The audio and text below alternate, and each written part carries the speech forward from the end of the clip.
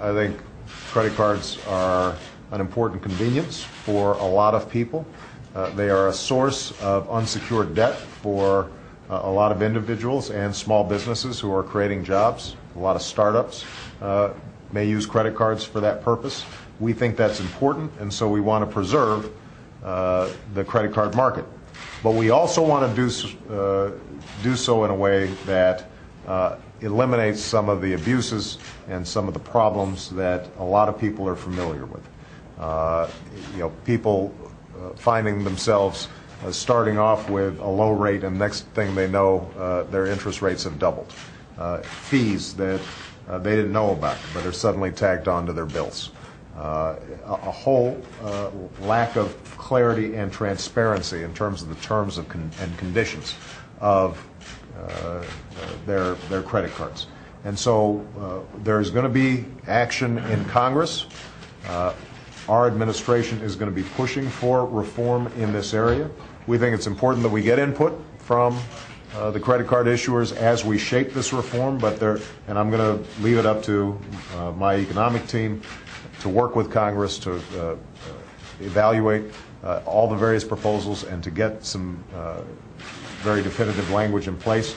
There are going to be some core principles, though, that I want to adhere to, and I mentioned these to all the credit card issuers involved. First of all, I think that there has to be strong and reliable protections for consumers.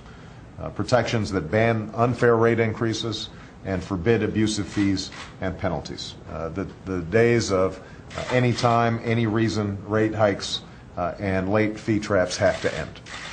Number two, all the forms and statements that credit card companies send out have to be written in plain language and be in plain sight.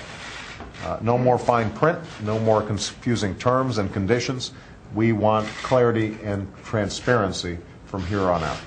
Number three, we have to make sure that people can comparison shop when it comes to credit cards without being afraid that they're going to be taken advantage of. So we believe that it's important to require firms to make all their contract terms easily accessible online in a fashion that allows people to shop for the best deal for their needs.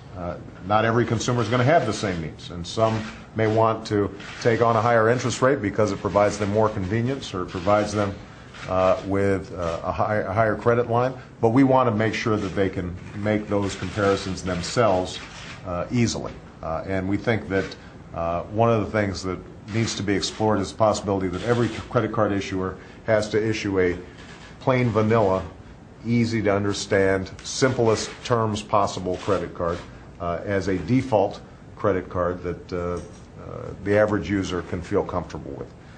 Finally, we think we need more accountability in the system, and that means more effective oversight and more effective enforcement so that people who are issuing credit cards but violate the law, they will feel the full weight of the law.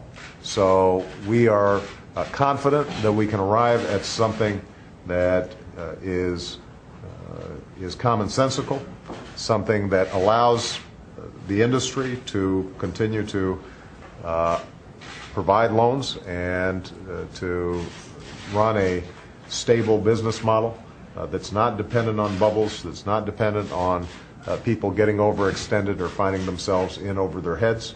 I trust that those in the industry who want to act responsibly will engage with us in a constructive fashion, and that we're going to be able to get this done in short order.